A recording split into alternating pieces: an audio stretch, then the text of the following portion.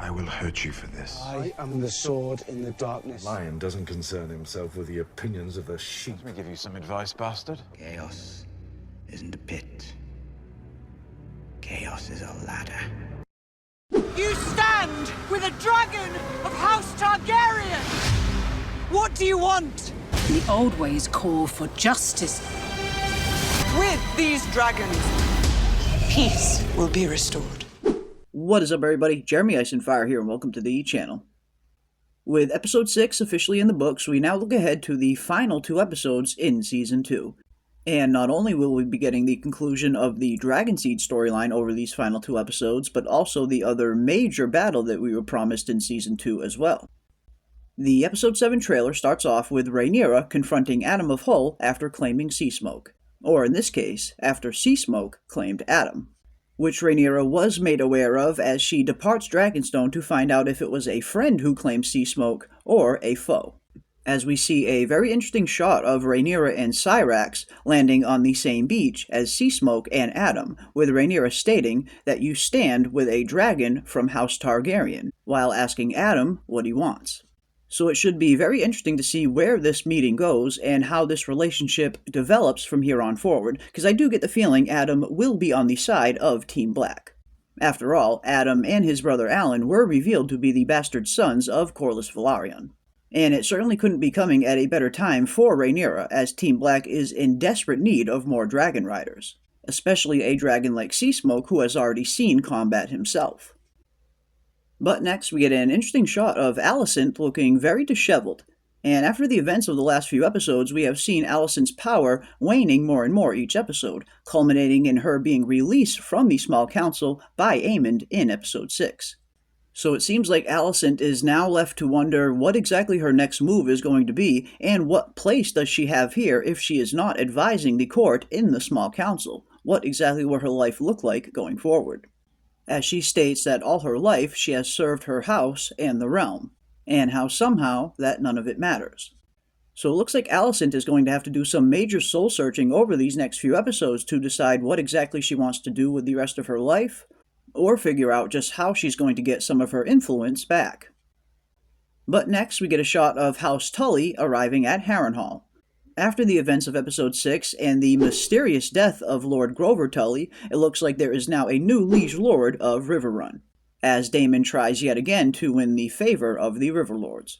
And we hear the young Lord of Riverrun say to Daemon that it does look like you have made quite a mess here, with Daemon asking what side he is on.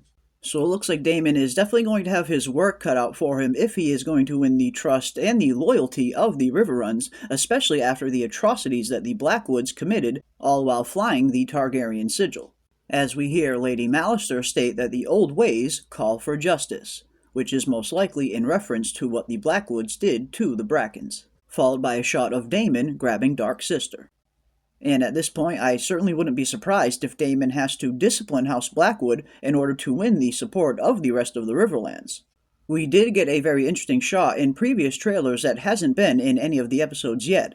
A shot of Daemon raising his sword in front of the Heart Tree at Harrenhal and seemingly getting ready to execute someone, which could turn out to be Sir Willem of House Blackwood after recent events. After all, Daemon did warn Sir Willem that the Crown could not be seen doing such things, and yet Sir Willem chose to fly the Targaryen banner into Brackenlands anyway. Which, of course, is the exact reason why the rest of the Riverlords will not pledge themselves to Daemon. And with all of the great Riverlord houses in attendance at Harrenhal, Daemon might be forced to make an example of Sir Willem for his indiscretion. But next, we get some very interesting news from Lord Jasper during a Green's Council meeting, that Daeron the Daring has taken wing with his dragon Tessarion.